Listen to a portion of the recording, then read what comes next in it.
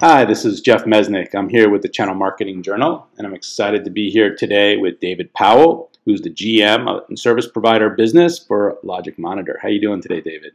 I'm doing good. Good to be here. Well, I'm excited to talk with you today because you and I were talking earlier, and we discovered that you kind of have a little bit different take on the channel than most people. You lived it. I did. And now you're bringing that, experience to the vendor to help them understand the right way to work with the channel partner. So maybe you could share a little bit with us kind of that journey that you took and the work that you're doing at Logic Monitor. Sure. So Logic Monitor's infrastructure monitoring tool, and, we like to talk about what's our kind of short version of what we do is going to the doctor saying I don't feel well is a challenge, and in our world, lots of times technology, it seems to be running slow or is degraded or whatever. So Logic Monitor's like going to the doctor saying I don't feel well, but you have an MRI, PET scan, a CT scan, a chest X-ray, and blood work. It's like you have this full diagnostic view, and so now the doctor can quickly diagnose what's going on, have a full system view of the patient.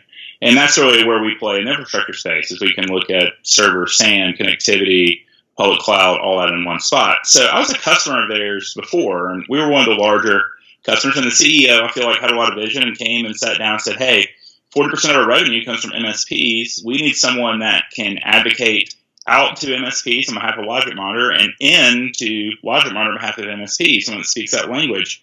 So I came over and accepted that challenge. When I got here, they said, how are we going to build this channel program? And I told them, I said, look, I want to do it different. Is that I've sat through countless QBRs with all of the big brand, manufacturers and vendors, and they would come in and talk about, hey, this is on our roadmap, and here's our product roadmap, and this is what's important, this is what we're putting spiffs around.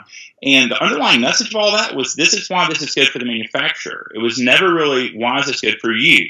And so I really wanted to put the partner success at the fore. How do we make sure our partners are successful? How do we add value to them? How do we help them grow? And then where does Logic Monitor fit into that? And I feel like if we kind of turn that whole message around and put the partners first, that would pay dividends. We've really seen that bear fruit.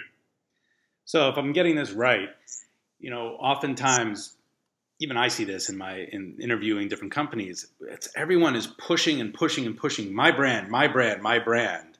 Yeah. But you have taken it and said, instead of being channel first, and I'm using air quotes here, and you are channel partner first, meaning you're really driving into their business. Is that right?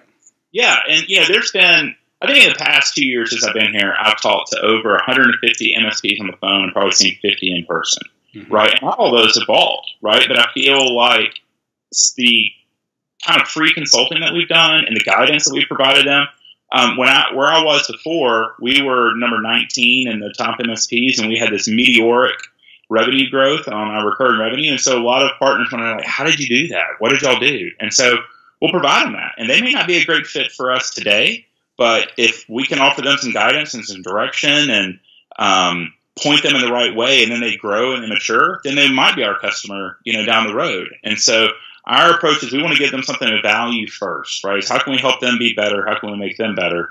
And then we'll ask for something. Then we'll ask for the demo, like that. But so many people start with the technology and don't really find out, hey, what are y'all struggling with? What are y'all not doing? And the fact that I've been in, hundreds of MSPs and run one of the larger MSPs is a lot of it is they don't have time to go seek out those answers themselves. And so I can kind of point to them and say, hey, here's what we did. I sat in your seat. Here's where we stubbed our toe. Here's the mistake we made.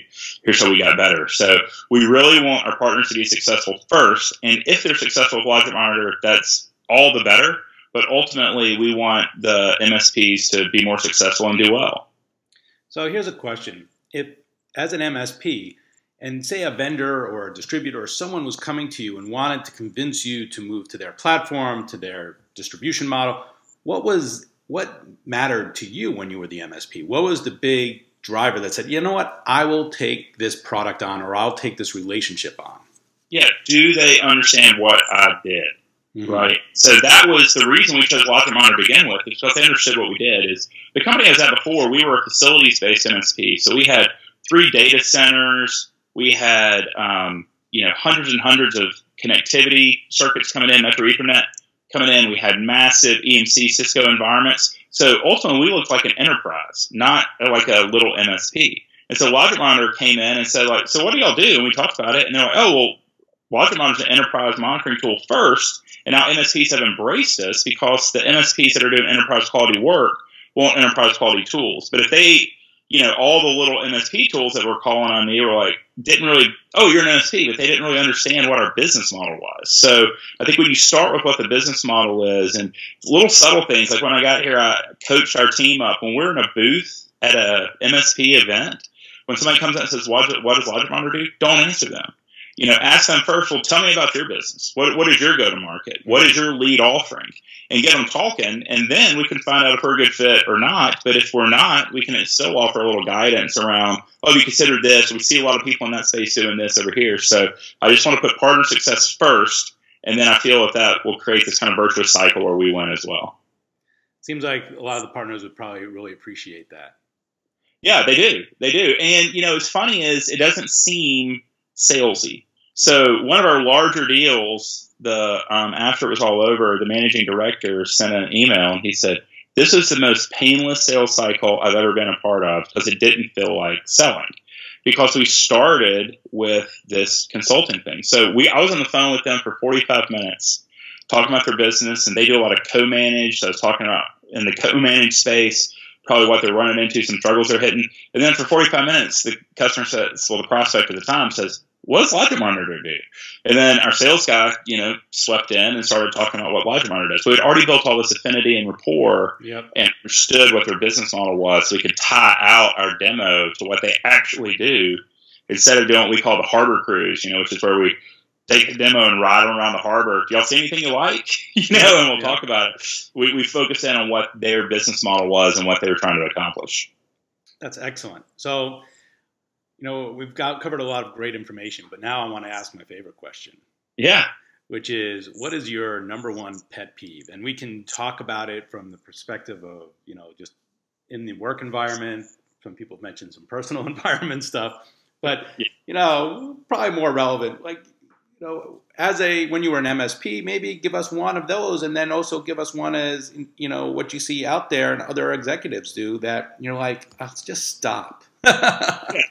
So I'll say the first pet peeve I have is non-actionable good ideas, right? Is that when I was over in the VP of Management Cloud Services role, all these vendors would come in and say, hey, you need to build a DevOps practice, or you need to build a security practice, or you need to build an SD-WAN practice. And they would have all these great ideas, but then I'm sitting here staring at 10 different ideas saying, which one of those is actionable? Which one can I go to market with today? Mm-hmm. And so there wasn't a lot of great run book, playbook, go to market materials. It was like great ideas and essentially kind of dump this box of Legos on your desk and then hope you could figure out what to build with it. So we wanted to de-risk that. We really say, how can we create a go to market that's easy for them to go with. And then my other kind of personal pet peeve is when salespeople ask this question and they say, what's your biggest challenge? What you're asking the customer to do is tell you what they suck at, right? And so I hate that. So what I always talk about is, if me and you and a couple other guys are all hanging out and I said, so how are things with your kids? You would say, oh, they're good. Ask another guy, hey, how are things with your kids? Oh, they're good. And then you get to the third guy, like, how are things with your kids? And he's like, man, my kids are making me crazy. They forget their lunchbox. They forget their gym clothes. Right. And as soon as he says that, everyone else will be like, oh, my kids are making me crazy too. But no one wants to go first. Right. And so often our sales team comes in, not our sales team, but sales teams in general, come in and say oh, what's your biggest problem? And you're asking them to go first and say what they suck at. So what I prefer to do is start with hey, we're seeing other companies wrestle with this. Or I was talking to a guy the other day and he's struggling with that. And now you kind of create that safe space they can step into. Somebody else has already said their kids are making them crazy, and they don't feel like the one. So that's a pet peeve I have is calling up a customer or prospect and what's your main complaint? I mean, they don't want to tell you what they suck at. So give them that safe space to step into around what you're seeing other people struggle with. Well, this has been excellent. I really appreciate the time. And I'm going to actually ask you back because I want to hear how things are going. And I think you have a lot of amazing information to provide from your unique perspective. I mean, It's brave for a company to bring in someone who worked in the channel to then run their channel. It's not the typical path. That's right.